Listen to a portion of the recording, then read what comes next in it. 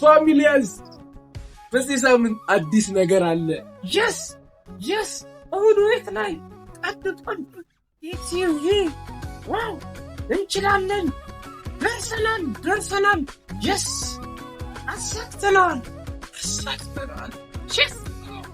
ሌላ አስደናቂ የሆኑ ስራዎቻችንን በኢቲቪ እሑድ ቤት ላይ ቆንጆ መዝናኛ ፕሮግራም ይዘንላችሁ መጥተናል። ሁላችሁ የገባችሁ እዩት፣ በዩቲዩብ ላይ እዩት። ከዛም ደግሞ በቴሌቪዥን ላይ ስተላለፍ ሲጣርታ የስ እና ደግሞ ፎሎ አድርጉኝ። እየፈለስኩኝ ነው። አንቺ ጉንፋንሽ ቴንክ ዩ ሶ ማች ጋበዛችሁን በሙሉ እኔና ቀቅ እየሄድን ነው። ዋው ቻው